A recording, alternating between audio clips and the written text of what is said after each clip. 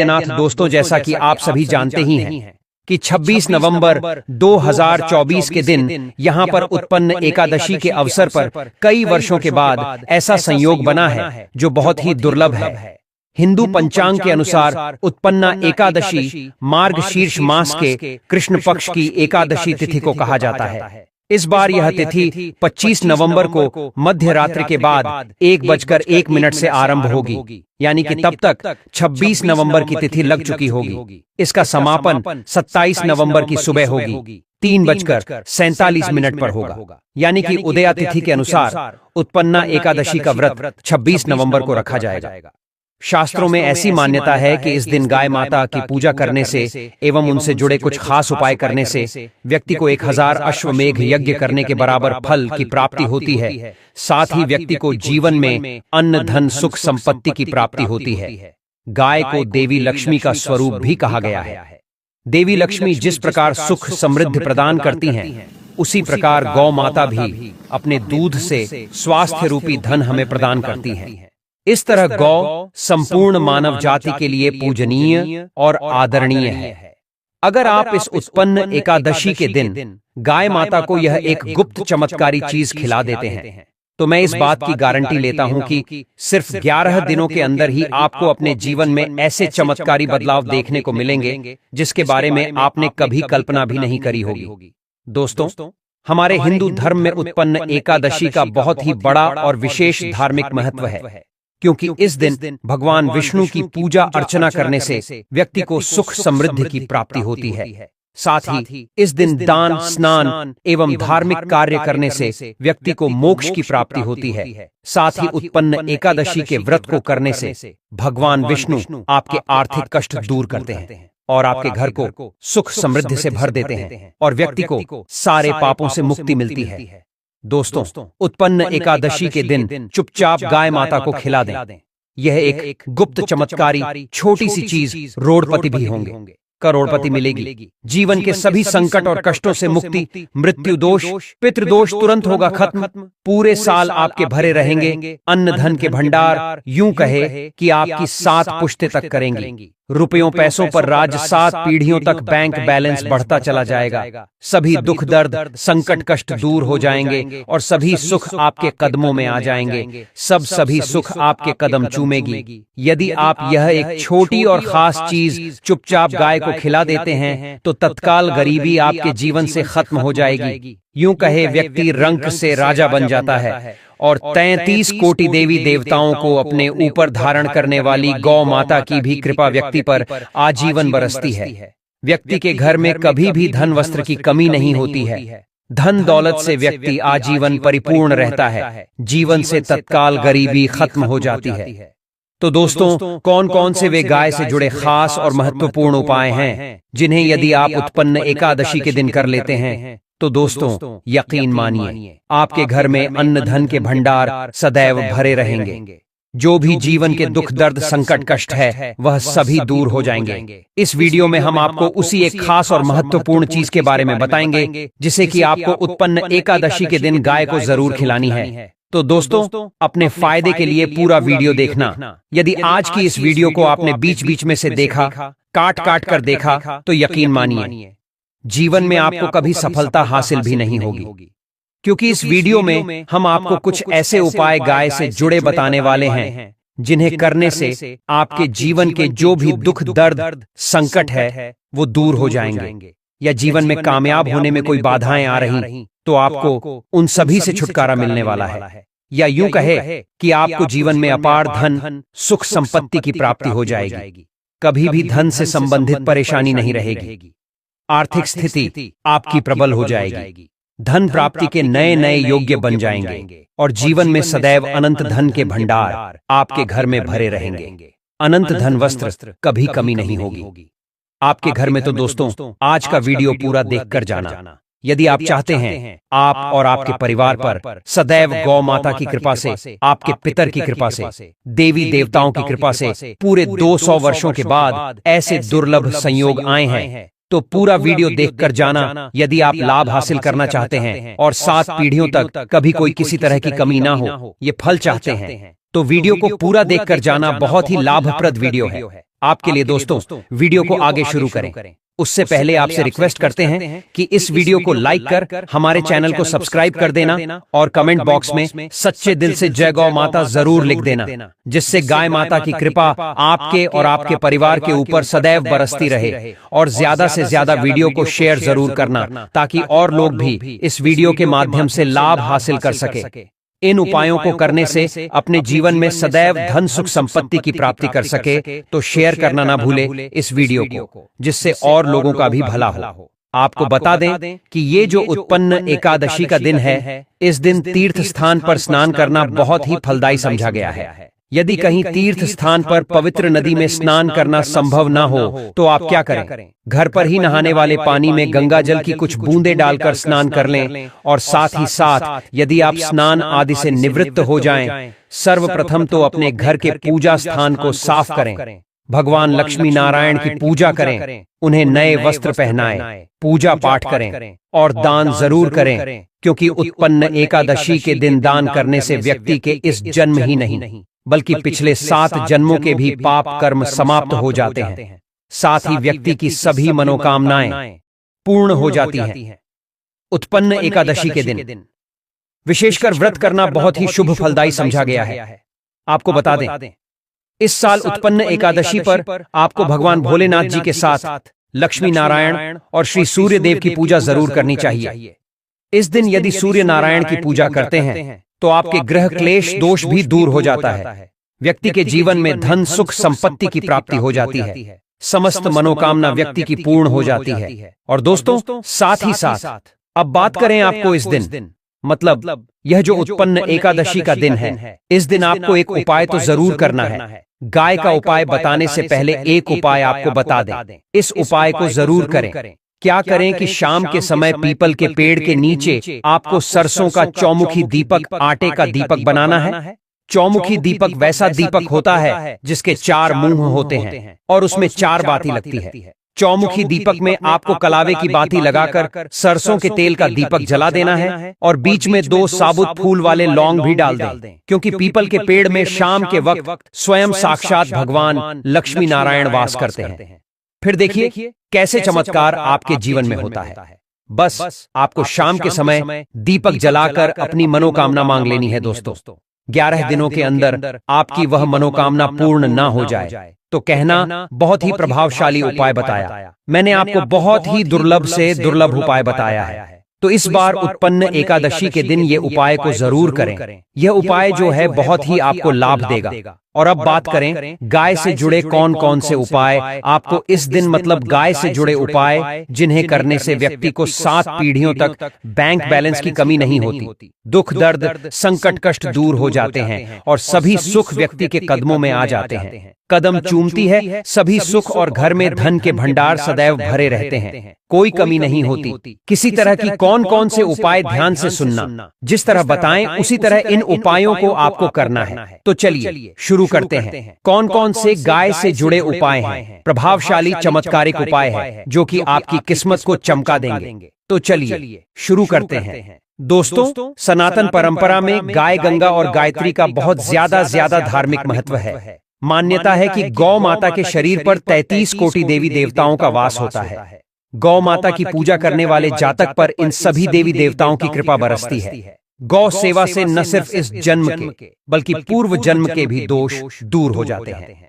पूजा पाठ यज्ञ में गाय से हासिल पंचगव्य का उपयोग जरूर शामिल करें, क्योंकि पंचगव्य के बिना कोई भी पूजा पाठ और हवन सफल नहीं होता। साथ ही दोस्तों गौ कृपा पाने के लिए प्रतिदिन अथवा महीने में एक बार परिवार समेत गौशाला जाने का नियम जरूर बनाएं और वहां गायों को हरा चारा जरूर खिलाएं। इस प्रथा की शुरुआत आप उत्पन्न एकादशी के दिन से ही करें। इससे आपको शुभ फलों की प्राप्ति होगी और साथ ही साथ गौ सेवा और गौ पूजा से आपके सभी 9 ग्रह शांत हो जाएंगे और इनसे जुड़े दोषों का निदान स्वतः ही हो जाएगा। गर्मियों में गौ माता को पानी पिलाएं और सर्दी में गौ माता को गुड़ जरूर खिलाएं। अनेक देवी देवता को अपने शरीर पर धारण करने वाली गौ माता से जुड़े कई शुभ और अशुभ संकेत भी होते हैं। मसलन गाय का दूध। दूते समय यदि गाय ठोकर मार दे और सारा दूध बिखर जाए तो अपशगुन होता है। यदि कोई यात्रा पर निकल रहा हो और गाय अपने बछड़े को दूध पिलाती सामने आ जाए तो निश्चित रूप से आप ये बात समझ लें कि जिस यात्रा के लिए आप निकले हैं आपकी वह यात्रा जरूर ही सफल होगी और वह कार्य जिसके लिए आप निकले हैं वह जरूर पूर्ण होगा। यात्रा पर जाते समय बाईं ओर गाय की आवाज आना और रात्रि में गाय की हुंकार बेहद शुभ मानी जाती है दोस्तों। इसी के साथ गाय के साथ आप भूलकर भी दुराचार न करें, अन्यथा मिलता है घोर पाप और जीवन भर की परेशानियां बनी रहती हैं। जी हां दोस्तों, गाय को राष्ट्रीय पशु बनाए जाने और इन्हें मौलिक अधिकार दिए जाने की बात हो रही है तो सवाल उठता है, गाय संस्कृति का अहम हिस्सा है। चाहे राम हो या कृष्ण, सभी ने गायों की पूजा की है, उन्हें मां का दर्जा दिया है। तब भी गाय के साथ लोग खराब व्यवहार कैसे कर लेते हैं। गाय दर दर भटकती रहती है, भरपेट लोग इन्हें चारा तक नहीं देते।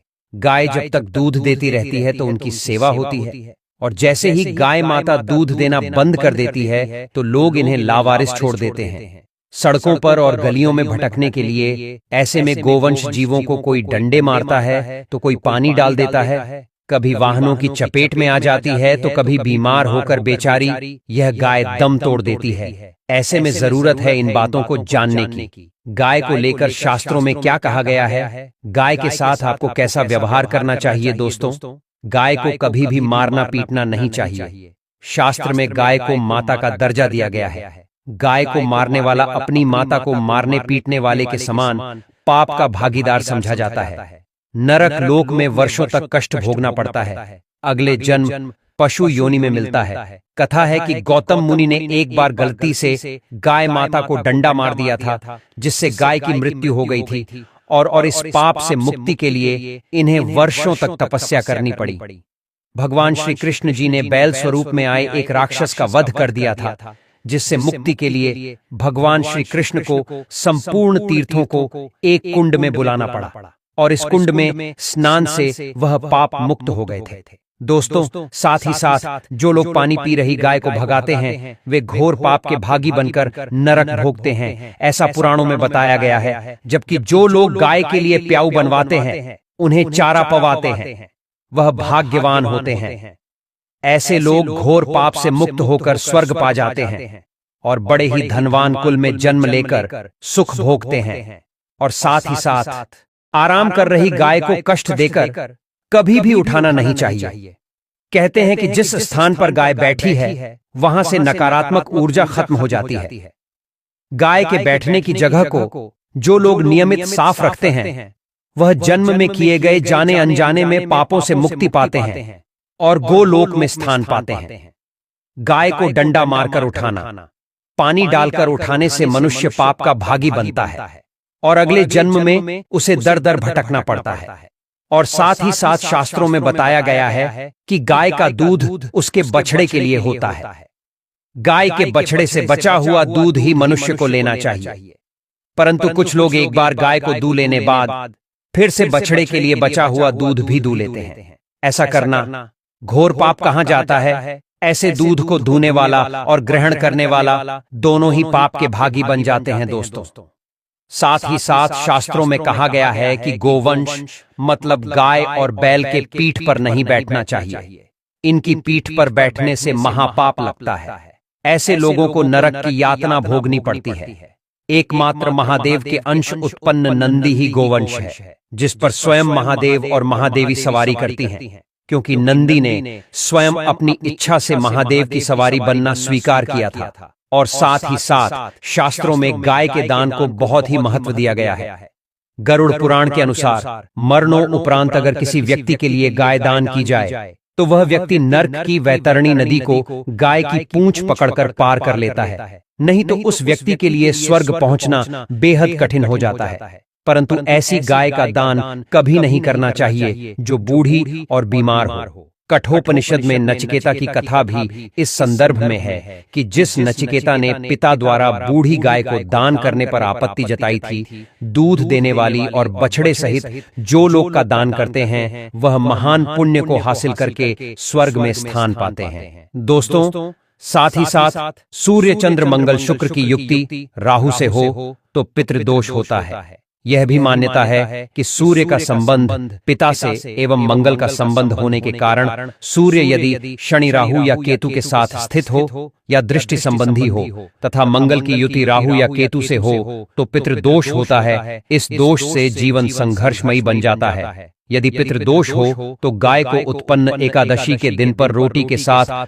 हल्का गुड़ लगाकर चारा खिलाने से पितृदोष खत्म जाता है। साथ ही साथ गाय की पीठ पर जो कुबड़ बना होता है वह बृहस्पति ग्रह है। अतः जन्मपत्री में यदि बृहस्पति अपनी नीच राशि मकर में हो या अशुभ स्थिति में हो और सामने से गौ माता आती हुई दिखाई दे तो गौ माता को अपनी दाहिनी ओर से जाने देना चाहिए। आपकी यात्रा जरूर ही सफल होगी और जिस घर में गाय होती है उसमें वास्तु दोष स्वतः ही खत्म हो जाता है। गाय को हमारे संस्कृति में ऐसे ही मां नहीं कहा गया है। जब भी कभी हमारे घर पर कोई नकारात्मक ऊर्जा हावी होती है या हमारे घर में घुसने का प्रयास करती है, सर्वप्रथम गाय माता ही उसे महसूस कर पाती है और गाय माता अपने ऊपर उस नकारात्मक ऊर्जा को लेकर परिवार के सभी सदस्यों को सुरक्षित करती है। जैसे एक मां अपने बच्चों का ख्याल रखती है, ठीक उसी प्रकार से गाय माता भी हमारी रक्षा ही करती हैं। और साथ ही साथ आपको बता दें कि गाय के लिए आप प्रतिदिन ताजी रोटी ही बनाएं। है ना, मतलब कि गाय के लिए अगर आपने रोटी बनाई है तो कोशिश करें कि उस रोटी को आप तुरंत ही गाय को दे दें। अगर आप उस रोटी को रख दें और उस रोटी को अगले दिन देंगे तो वह रोटी बासी मानी जाएगी। गाय को कभी भी बासी रोटी ना दें, इससे घर में नकारात्मक ऊर्जा वास करती है और जो भी काम आपके बनने वाले होंगे वह काम भी आपके बिल्कुल भी नहीं बनेंगे। इससे आपके घर में हमेशा दर्द का वास रहेगा और आप जिस भी काम को करेंगे उस काम में आपको हमेशा असफलता ही हाथ लगेगी। इसीलिए कोशिश करें गाय को रोजाना ताजी रोटी बनाकर खिलाएं और रोटी को बिल्कुल ना रखें। बासी रोटी गाय को ना दें। तुरंत थोड़ा सा आटा मढ़कर रोटी बनाकर गाय माता को खिलाएं और साथ ही साथ सड़ी गली चीजें गाय को नहीं खिलानी चाहिए। घर में कोई फल है, कोई सब्जी है, सड़ जाए तो लोग क्या करते हैं, गाय को देते हैं, है ना। ऐसा आपको भूल से भी नहीं करना चाहिए। ऐसा करने से यदि आप गाय को खिलाते हैं तो आप पाप के भागी बन जाते हैं। आप बिल्कुल सड़ी गली चीजें गाय को ना खिलाएं और साथ ही साथ उत्पन्न एकादशी पर आटे की 11 लोई बनाकर उनके ऊपर हल्दी लगाएं। इसके बाद गाय को खिलाएं। हर एक लोई को खिलाते समय आप ओम नमो भगवते वासुदेवाय का जाप मन ही मन जरूर करें। सिर्फ ऐसा करने से ही आपके जीवन में खुशियां ही खुशियां होंगी। और इस बार उत्पन्न एकादशी के शुभ दिन पर आप 7 बार गाय की परिक्रमा भी कर लें तो आपके समस्त काम होंगे। और एकादशी पर साथ ही साथ आप गाय को जब भी रोटी दे, रोटी पर या तो आप थोड़ी हल्दी लगा लें या थोड़ा गुड़ रख लें। अगर गुड़ ना हो तो आप थोड़ा घी रख सकते हैं। दोस्तों, गाय को कभी भी सूखी हुई रोटी ना खिलाएं। सूखी हुई रोटी का मतलब गाय को रोटी खिलाए, उस पर कुछ ना कुछ रखकर खिलाएं। हल्दी रख लें, गुड़ रख लें, मिश्री घी या जो भी है आपके पास उसे रख लें, मतलब खाली नहीं खिलानी है। इतना करने मात्र से आपके जीवन के सभी दुख दर्द समाप्त हो जाएंगे। साथ ही अगर आप इस उत्पन्न एकादशी पर अपने घर में भगवान श्री कृष्ण जैसे पुत्र की कामना कर रहे हैं, यानी कि अगर आपको भी पुत्र की कामना है तो आप इस उत्पन्न एकादशी के दिन गाय माता को मूंग दाल अवश्य खिलाएं। यदि संभव हो तो आप मूंग दाल की 11 रोटी बनाकर गाय माता को खिलाएं। निश्चित रूप से गाय माता के आशीर्वाद से आपको अपने जीवन में भगवान श्री कृष्ण के ही समान पुत्र की प्राप्ति होगी। इसी के साथ इन दोस्तों, जो लोग अपने जीवन में माता लक्ष्मी की विशेष कृपा प्राप्त करना चाहते हैं, उन्हें इस उत्पन्न एकादशी के दिन गाय माता को छने गुड़ और ज्वारा खिलाना चाहिए। उत्पन्न एकादशी का व्रत रखने से मनुष्य को हर तरह के पाप कर्म से मुक्ति मिल जाती है। मान्यता है कि इस दिन पूजा, व्रत, दान आदि धार्मिक कार्य करने वालों पर लक्ष्मी नारायण जी के साथ साथ पितरों की भी विशेष कृपा बरसेगी। इसलिए दोस्तों, आप लोगों को भी इस दिन तुलसी मैया की मिट्टी से जुड़ा यह विशेष उपाय जरूर कर लेना चाहिए, जिसके बारे में हम आपको बताने वाले हैं। दोस्तों, तुलसी एक ऐसा पौधा है जिसकी पूजा से बहुत ही चमत्कारी और बहुत ही शीघ्र लाभ प्राप्त होता है। भारतवर्ष में ही नहीं बल्कि संसार के लगभग अधिकांश देशों में तुलसी को पवित्रता की दृष्टि से देखा जाता है। अनेक औषधीय गुणों से भरपूर तुलसी का धार्मिक महत्व भी है। अनेक धार्मिक अनुष्ठानों और तांत्रिक प्रयोग में इसका उपयोग होता है। पुराणों में तुलसी को भगवान विष्णु की पत्नी होने का गौरव मिला है। इसी कारण तुलसी जगत जननी भी है। परमात्मा के अनेक दुर्लभ वरदान में बरगद तुलसी को अमृत का प्रतिरूप भी कहा गया है। जहां तुलसी का पौधा लगा होता है वहां ब्रह्मा विष्णु महेश यानी त्रिदेव का निवास होता है। और तुलसी की पूजा करने से बड़ा महापाप भी उसी प्रकार नष्ट हो जाते हैं जैसे सूर्य के उदय होने पर अंधकार नष्ट हो जाता है। शास्त्रों के अनुसार जिन घरों में तुलसी का पौधा होता है उस घर में सुख शांति और समृद्धि सदैव बनी रहती है। भगवान विष्णु और उनके अवतारों जैसे रामकृष्ण की पूजा और प्रसाद में तुलसी का पत्ता होना सबसे जरूरी माना जाता है, क्योंकि इसके बिना पूजा पूर्ण नहीं मानी जाती है। इन्हीं कारणों से सभी हिंदू परिवारों के घर आंगन में तुलसी का पौधा लगा होना जरूरी हो जाता है। और अगर आपके घर भी माता तुलसी विद्यमान है तो आपको उनसे जुड़े कुछ नियमों के बारे में पता होना अति आवश्यक है। दोस्तों, आप अपने परिवार के सुख शांति और समृद्धि के लिए इस उत्पन्ना एकादशी वाले दिन तुलसी मां को चुनरी अवश्य चढ़ाना चाहिए, जिससे आपको माता लक्ष्मी और श्री हरि विष्णु का विशेष आशीर्वाद प्राप्त हो सके। वहीं दोस्तों, कई सारे लोग अक्सर जाने अनजाने में तुलसी के पौधे से जुड़ी कई गलतियां कर देते हैं, जिसका कि उन्हें दुष्परिणाम भी भुगतना पड़ता है। जैसे कि कई सारे लोग अपने घर में तुलसी का पौधा लगा तो लेते हैं, लेकिन तुलसी मां को चुनरी नहीं उड़ाते, जिसके कारण उन्हें फलों की प्राप्ति नहीं हो पाती। हमेशा याद रखें, माता तुलसी को चुनरी अवश्य चढ़ाना चाहिए, क्योंकि तुलसी न केवल एक पौधा है बल्कि यह हमारे मां के समान है। घरों में तुलसी को चुनरी उड़ाकर रखा जाता है, लेकिन इसका ध्यान कुछ लोग ही रखते हैं। आमतौर पर लोग तुलसी को लाल रंग की चुनरी उड़ाते हैं, लेकिन लाल मंगल का रंग है और तुलसी का कारक बुध है। बुध और मंगल मित्र नहीं है। बुध के अनुकूल ग्रह शुक्र और शनि है। इसीलिए तुलसी जी को सफेद, चमकीली या नीली चुनरी चढ़ाना अत्यंत शुभ होता है।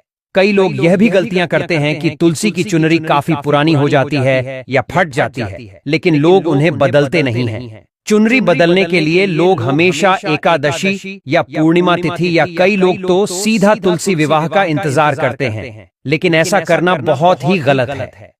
दोस्तों, जब कभी भी आपको ऐसा लगे कि तुलसी मैया की चुनरी पुरानी हो गई है या फट गई है, तो आपको तुरंत ही बाजार से नई चुनरी रहकर तुलसी मां को उड़ानी चाहिए। आपको न केवल त्योहारों पर चुनरी बदलनी चाहिए, बल्कि साफ सुथरी चुनरी मां तुलसी को हमेशा उड़ानी चाहिए। बगैर चुनरी के तुलसी माता अच्छी नहीं लगती। तुलसी मां नाराज होती है और आपको फलों की प्राप्ति नहीं हो पाती है। दोस्तों, तुलसी में कई दिव्य शक्तियां विराजमान हैं। जो लोग तुलसी विवाह कराते हैं उन्हें अपने जीवन में कभी कष्ट नहीं आते एवं ऐसे लोगों को स्वर्ग की प्राप्ति होती है। वहीं शालिग्राम और तुलसी का विवाह करने से सारे अभाव, कलह, पाप, दुख और रोग दूर हो जाते हैं। दोस्तों, तुलसी के पास यह चीज कभी न रखें। तुलसी मां होती है क्रोधित। जहां तुलसी का पौधा होता है वहां आपको अपने मुख से कड़वे बोल नहीं बोलने चाहिए। प्रत्येक एकादशी में तुलसी मां और देवी माता लक्ष्मी को शुद्ध घी का 9 बत्तियां वाला दीपक अर्पित कर उनकी आरती करें। तुलसी विवाह के दिन ब्रह्म मुहूर्त में उठकर तुलसी में 1 रुपए सिक्का नए लाल रंग के वस्त्र में बांधकर तुलसी के गमले में डाल दे। ऐसा करने से घर में धन समृद्धि का आगमन होने लगता है और घर में से गरीबी और दर्द खत्म होना शुरू हो जाता है, क्योंकि तुलसी मां को लक्ष्मी मां का वरदान मिला हुआ है। इसलिए धन की देवी मां लक्ष्मी आपके घर में कृपा बरसाना शुरू कर देती है। तुलसी विवाह के दिन तुलसी पर कच्चा दूध चढ़ाए। ऐसा करने से पितृदोष खत्म होते हैं और आपके पितृ आपसे प्रसन्न होकर आपके जीवन में धन के नए द्वार खोलते हैं और आपके ऊपर असीम कृपा बरसाते हैं। वहीं दोस्तों, उत्पन्ना एकादशी के दिन तुलसी माता के पौधे में सुहाग का सामान चढ़ाने से घर में खुशहाली आती है, जैसे कि कुमकुम, आभूषण, बिंदी, चूड़ियां, लाल साड़ी या चुनरी आदि चीजें तुलसी माता को चढ़ाएं। कच्चा दूध, मिठाई का उन्हें भोग लगा। ऐसा करने से तुलसी माता अत्यंत प्रसन्न होती हैं और घर में मां लक्ष्मी का वास होता है। धन प्राप्ति का हमें आशीर्वाद मिलता है। इसी के साथ दोस्तों, आप इस एकादशी के संध्या काल में मां तुलसी के पास एक घी का दीपक जरूर जलाएं और उसमें थोड़ा सा सिंदूर डालकर अपनी पति के लंबी आयु की कामना करें। इस एकादशी के दिन तुलसी के पौधे में हल्दी की गांठ बांध दें। ऐसा करने से नकारात्मकता ऊर्जा का नाश होता है, साथ ही घर में सकारात्मक ऊर्जा का वास बना रहता है। वहीं वास्तुशास्त्र के अनुसार तुलसी को हमेशा हमें विषम संख्या में रखना चाहिए, इसलिए अपने घर में 1, 3 या 5 तुलसी के पौधे रखें। ऐसा करने से समस्त वास्तु दोष दूर होता है। अगर आपके घर में तुलसी का पौधा नहीं है तो इस दिन तुलसी का पौधा घर लाना शुभ होता है। साथ ही इस दिन विधि विधान से की गई पूजा बहुत फलदायक सिद्ध होती है। अगर आपके घर में तुलसी का पौधा नहीं है तो इस उत्पन्ना एकादशी के दिन तुलसी माँ की अपने घर ले आए, पर आपको कहीं से तुलसी के पौधे को उखाड़ कर नहीं लाना है। ऐसा करने से आपको दोष भी लग सकता है। हाँ, आप तुलसी के पौधे को गमला सहित खरीद कर अपने घर ला सकते हैं, उसमें कोई भी दिक्कत वाली बात नहीं है। ज्यादातर घरों पर रामा तुलसी ही लगाई जाती है, जो हरे रंग की होती है। इस तुलसी के पौधे को उज्ज्वल तुलसी, श्री तुलसी और लकी तुलसी भी कहा जाता है। कहते हैं रामा तुलसी घर में लगाने से हमारे जीवन के सारे कष्ट दूर होते हैं और सुख समृद्धि और खुशहाली से पूरा घर भर जाता है। इसी के साथ दोस्तों, तुलसी विवाह के दिन आटे से बना हुआ दीपक का भी अपना एक अलग ही महत्व होता है, क्योंकि आटे के दीपक को सबसे ज्यादा शुभ और पवित्र माना जाता है। आटे का दीपक तुलसी के नीचे जलाने से आपको मां लक्ष्मी के साथ मां अन्नपूर्णा और श्री हरि विष्णु जी का भी आशीर्वाद मिलता है। अगले दिन इस दीपक को आप गाय को खिला दें। इस उपाय से शुभ फल के साथ आपकी आर्थिक स्थिति भी मजबूत होगी। और इस दिन तुलसी पर यदि आप घी का दीपक लगा रहे हैं तो उसे लगाने से पूर्व उसमें थोड़ा सा अक्षत अवश्य डालें और दीपक जलाएं। इस उपाय से दरिद्रता दूर भागती है और मां लक्ष्मी प्रसन्न होती है। उत्पन्ना एकादशी के दिन लाल कपड़े में तुलसी के पत्ते लपेटकर घर की तिजोरी में रखें। फिर पूजा के दौरान उन पत्तों को मां लक्ष्मी एवं भगवान विष्णु के चरणों में अर्पित करें। इसके बाद तुलसी के पत्तों के साथ 1 रुपए का सिक्का लाल कपड़े में लपेटकर अपने पर्स में रख लें। इससे धन लाभ के योग्य बनने लगेंगे। लेकिन पत्ते आपको उत्पन्ना एकादशी के दिन नहीं बल्कि एक दिन पहले ही तोड़ लेने हैं, क्योंकि एकादशी वाले दिन तुलसी के पत्तों को तोड़ना वर्जित बताया गया है। साथ ही साथ रविवार के दिन भूलकर भी तुलसी के पत्तों को ना तो स्पर्श नहीं करना चाहिए और ना ही उन्हें जल अर्पित करना चाहिए। ऐसा करने से घोर पाप लगता है। इसके साथ दोस्तों, इस एकादशी के दिन जब आप प्रातःकाल सोकर उठे, सर्वप्रथम आप माता तुलसी के दर्शन करें। इससे आपके समस्त पाप कट जाएंगे। फिर नित्य कर्मों से निवृत्त होने के बाद अपने स्नान वाले जल में थोड़ी सी तुलसी की मिट्टी अवश्य मिला लें। इससे आपकी कुंडली में शुक्र का भाव मजबूत होगा, पर आपको अपने जीवन में आर्थिक तंगी से छुटकारा मिल जाएगा। इसके साथ दोस्तों, हम आपको कुछ और उपायों के बारे में बताने वाले हैं, जिसे कि आपको इस एकादशी के दिन जरूर करना चाहिए। तो बहुत ही ज्यादा लाभप्रद वीडियो होने वाला है, यह अंत तक जरूर देखें दोस्तों। हमारे शास्त्रों में तुलसी की मिट्टी से जुड़े उपायों को करने का एक अलग ही महत्व बताया गया है। ऐसा कहते हैं कि तुलसी की मिट्टी आपके दुर्भाग्य को सौभाग्य में परिवर्तित करने की शक्ति रखती है। तो आइए जानते हैं तुलसी की मिट्टी से जुड़े हुए कुछ बेहद ही आसान उपायों के बारे में। देखिए, उत्पन्ना एकादशी के दिन जब कभी भी आप सोकर उठे हैं तो नित्य कर्मों से निवृत्त होने के बाद अपने स्नान वाले जल में तुलसी की थोड़ी सी मिट्टी डालकर स्नान कर लें। इससे आपके शरीर के चारों तरफ पॉजिटिव ऊर्जा का वातावरण बन जाएगा, जिससे आपका पूरा दिन अच्छा जाएगा। इसके साथ ही दोस्तों, आपको इस एकादशी के दिन अपने घर से बाहर निकलने से पहले तुलसी जी की मिट्टी को अपने दाहिने हाथ से निकालकर अपने बाएं हाथ में रख लेना है। ठीक है ना? मतलब थोड़ी सी मिट्टी आपको अपने हाथ में रख लेनी है। उसके बाद आपको अपने दाएं हाथ की अनामिका उंगली से, यानी कि सबसे छोटी उंगली जो हमारे हाथ में होती है, उसके बगल में जो उंगली होती है, इसका इस्तेमाल करके तुलसी की मिट्टी से अपने माथे पर ओम नमो भगवते वासुदेवाय मंत्र का जाप करते हुए तिलक लगाना है। ठीक है ना? मंत्र है ओम भगवते वासुदेवाय। बस इतना सा उपाय ही आपके जीवन में चल रही सभी परेशानियों को खत्म करने के लिए काफी है। बस इतना सा उपाय अपने आप में सर्वसामर्थ्यवान है, आपके जीवन में सभी सुखों को लाने के लिए एवं आपके दुखों को दूर करने के लिए। तो चलिए दोस्तों, हम जानते हैं अपने अगले उपाय के बारे में। देखिए दोस्तों, ये उपाय उन माताओं बहनों के लिए बेहद ही जरूरी हो जाता है जो पुत्र प्राप्ति की कामना रखती हों, जिन्हें संतान की प्राप्ति ना हो रही हो। ऐसी महिलाओं को ये एक उपाय उत्पन्ना एकादशी के दिन जरूर कर लेना चाहिए।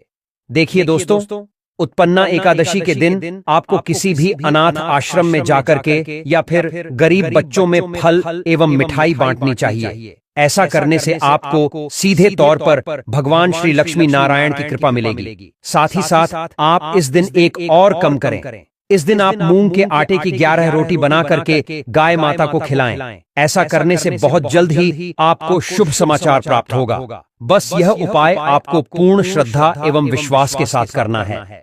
इस उपाय को हर एक सदस्य भी कर सकता है और पूरे घर परिवार के सदस्य के लिए घर की बड़ी माताओं बहनों में से कोई एक माता बहन भी कर सकती है।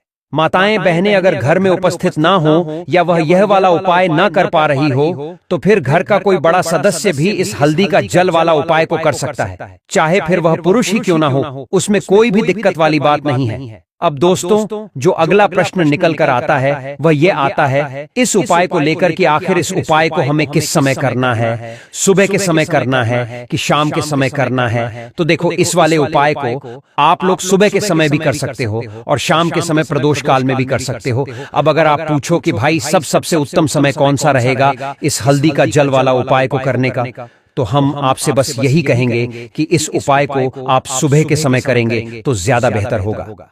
बाकी अगर प्रदोष काल शाम के समय भी करेंगे तो भी अच्छा होगा, उसमें कोई भी दिक्कत वाली बात नहीं है। तो अब दोस्तों, जो अगली सबसे बड़ी और महत्वपूर्ण बात आती है वह यह आती है कि सुबह अगर हम उपाय को करेंगे तो हमें कितने बजे से लेकर कितने बजे तक के बीच में करना है, और शाम के समय प्रदोष काल में करेंगे तो हमें कितने बजे से लेकर कितने बजे के बीच में करना है। तो देखो, सुबह जितनी जल्दी हो सके आप उपाय को करने की कोशिश करना। बाकी अगर किसी कारणवश लेट भी हो जाओ, थोड़ी देर भी हो जाए, तो 10 या 11 बजे तक भी आप उपाय कर लेना, पर 12 बजे से ज्यादा देरी ना हो, ठीक है? इस बात का ध्यान रखना। उसके बाद में दोस्तों, अगर शाम के समय प्रदोष काल की बात करें, प्रदोष काल का जो समय होता है वह सूर्यास्त के 45 मिनट पूर्व से लेकर 45 मिनट बाद तक रहता है। ज्यादातर शहरों में यह समय 5 बजे से लेकर 6 बजे के बीच का रहता है। तो आप इस समय के बीच में इस एक उपाय को कर सकते हैं, उसमें कोई भी दिक्कत वाली बात नहीं है। देखिए दोस्तों, मार्गशीर्ष का ये जो पवित्र महीना होता है, ये भगवान विष्णु को समर्पित मार्गशीर्ष का महीना होता है और भगवान श्री हरि विष्णु जी को एकादशी तिथि बेहद प्रिय है। उसमें में भी सबसे अधिक उन्हें यदि कोई एकादशी प्रिय है तो वह उत्पन्ना एकादशी है। ऊपर से इस बार 3 शुभ योग, 3 दुर्लभ योग का निर्माण होने जा रहा है। तो आपको इस उत्पन्ना एकादशी के दिन एक विशेष उपाय करना है। आप आपके घर में आपके घर का जो मटका है, जो ठंडा जो जल है, माटी का जो मटका है, उस माटी के मटके के जल से आपको वह जल जो है वह तांबे के पात्र में लेना है और इस पात्र के अंदर आपके रसोई घर से आपको एक छुटकी हल्दी इस पात्र के अंदर आपको मिला देना है। हल्दी शुद्ध होनी चाहिए, हल्दी पवित्र होनी चाहिए। ध्यान रखना, हल्दी में कोई अन्य मसाले मिले हुए नहीं होने चाहिए, बिल्कुल शुद्ध पीसी हुई हल्दी आपको लेकर इसके अंदर डालना है और इस हल्दी मिश्रित जल से इस मार्गशीर्ष महीने की एकादशी पर, मंगलवार के दिन पर आपके घर के आसपास जो भी केले का वृक्ष हो, केले के वृक्ष के वहां पर जाना है और आज के दिन आपको पूर्वमुखी होकर के केले के वृक्ष को सर्वप्रथम प्रणाम करना है। एकादशी तिथि का दिन है, भाग्य का उदय करने के लिए होता है। देखो, जब आप तांबे के पात्र के अंदर एक छुटकी हल्दी डालोगे तब आपको ओम भगवते वासुदेवाय नमः इस मंत्र का कम से कम 11 बार जाप करना है। और जब आप केले के वृक्ष के वहां पर जाओगे और केले के वृक्ष को प्रणाम करोगे, एकादशी का दिन केले के वृक्ष को अगर आप निहारते हैं तो आज के दिन आप साक्षात भगवान विष्णु को निहारते हैं। केले का देव वृक्ष बहुत ही पवित्र, बहुत ही पॉजिटिव एनर्जी, जो कि आपके भाग्य, जो आपका रूठा हुआ भाग्य है, उसे चमकाने में सहायक होता है। आपको केले के वृक्ष की जड़ में आज के दिन हल्दी मिश्रित जल आपको डालना है। ओम नमो भगवते वासुदेवाय का 11 बार जाप करना। उसके बाद केले के वृक्ष को आज के दिन स्पर्श करके कि जड़ में जो मिट्टी जो है वह गीली हो गई होगी, वह थोड़ी सी मिट्टी आप आज के दिन अगर आपकी नाभि पर लगाते हैं तो यकीन मानिए आपका भाग्य चमक जाएगा। ये बिल्कुल ही नया उपाय हमने आपको बताया है। सिर्फ इतना सा उपाय करने से आपके जीवन के जो भी अंधकार है वह दूर होते चले जाएंगे। आपको आपके जीवन में रास्ता नजर आते रहेगा कि आपको किस दिशा में चलना चाहिए। आपको प्रेरणा मिलती रहेगी। आपका जीवन जो है वह बहुत ही सरल बन जाएगा। बहुत ही प्रभावशाली उपाय है। यह मिट्टी कोई साधारण मिट्टी नहीं है। हल्दी मिश्रित जल आपने इसमें डाला है और यह मिट्टी है केले के वृक्ष की जड़ की। जब और दिन है एकादशी का, तो यह उपाय आपको गंवाना बिल्कुल भी नहीं है। थोड़ी सी मिट्टी आपकी नाभि पर लगाना, आपका भाग्य चमक जाएगा। पहला उपाय हो गया। दूसरे उपाय के बारे में बात कर लेते हैं। कहते हैं कि मार्गशीर्ष महीने की एकादशी तिथि पर ही यह उपाय किया जाता है। दोस्तों चलिए अब हम जानते हैं अपने अगले उपाय के बारे में। देखिए दोस्तों, आप सभी लोग जानते ही हैं कि श्री हरि विष्णु जो हैं, यह हमें कितना धन मिलेगा, श्री हरि विष्णु ही तय करते हैं। धन हमें माता लक्ष्मी देती है, लेकिन हमारे जीवन में हमें कितना धन मिलना है, कितना कम मिलेगा, कितना ज्यादा मिलेगा, यह श्री हरि विष्णु ही तय करते हैं। तो आपको करना क्या है कि शाम के वक्त आपने जो हल्दी वाला जल लिया है, ठीक है ना, आपको सबसे पहले स्नान आदि करने के बाद, अपने घर में साफ सफाई करने के बाद इस जल का पूरे घर में छिड़काव करना है। कोने कोने में पूरब, पश्चिम, उत्तर, दक्षिण, चारों दिशाओं में आपको इस जल का छिड़काव करना है। और घर के मुख्य द्वार पर भी, यानी आपका जो मेन गेट है ना, उसके दोनों साइड आपको हल्दी के जल का छिड़काव करना है। वहीं अगर आप किराए के मकान में रहते हैं तो आपको अपनी रूम के आगे, मतलब जो दरवाजा है जहां पर आप अपने किराए के घर में प्रवेश करते हैं, वहां पर आपको इस उपाय को करना है। पहला काम हो गया, ठीक है ना। अब आपको क्या करना है कि थोड़ा सा जल और लेना है और उसके अंदर आपको थोड़ी ज्यादा सी हल्दी घोलनी है। अब ये जल आपको कहां लेकर के जाना है? आपको लेकर के जाना है अपने घर में तुलसी जी के पौधे के पास। जी हां दोस्तों, तुलसी जी के पौधे के पास जाकर आपको ये जल तुलसी जी में समर्पित कर देना है। जब आप यह जल समर्पित करेंगे, उस समय आपको ओम नमो भगवते वासुदेवाय इस मंत्र का जप करना है और मां तुलसी से प्रार्थना करनी है कि मेरे जीवन में धन की बहुत कमी हो गई है, या मेरे सर पर कर्जा बहुत है। कुछ भी माता रानी ऐसा कर दीजिए कि मेरे जीवन से यह धन की समस्या दूर हो जाए।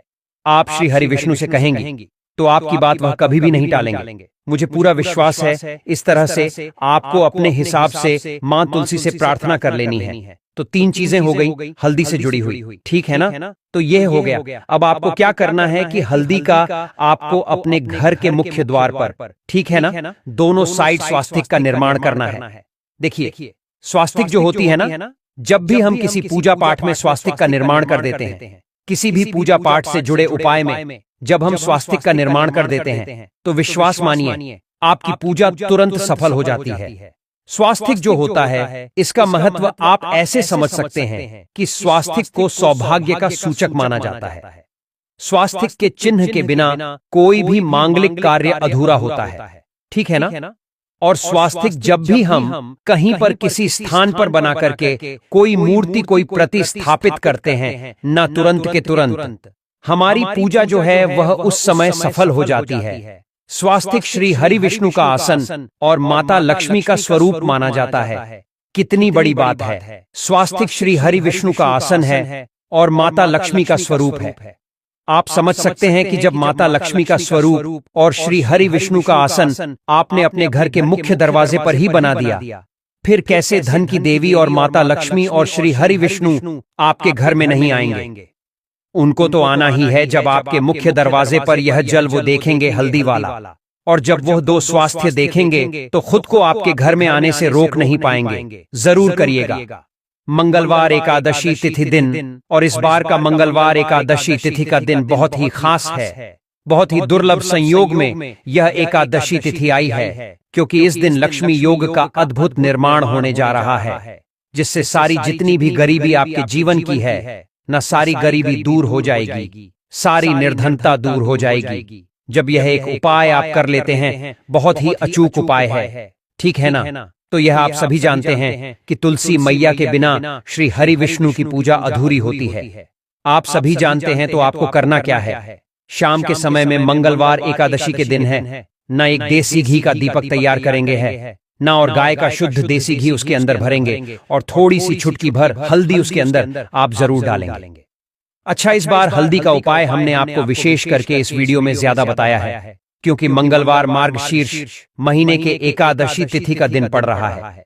और एकादशी के दिन जब हल्दी का कोई उपाय आप कर लेते हैं ना, बहुत जल्दी आपका वह उपाय सफल होता है। तो यह उपाय आप करें कि आपको एक दीपक प्रज्वलित करना है। शाम के समय में थोड़े से चावल या फिर फूल की पत्तियां रख करके और श्री हरि विष्णु का मंत्र आपको फिर से बोलना है, ओम नमो भगवते वासुदेवाय। और फिर से आपको मां तुलसी से प्रार्थना करनी है। शाम के समय सूर्यास्त होने के बाद यह दीपक आप प्रज्वलित करेंगे, करके देख लीजिएगा। इस मार्गशीर्ष महीने की एकादशी तिथि के दिन आपके घर में अन्न धन के भंडार भर जाएंगे और धन आपके जीवन में बहुत तेजी के साथ साथ आएगा। सारी मनोकामनाएं आपकी पूरी हो जाती हैं। जब आप यह उपाय करते हैं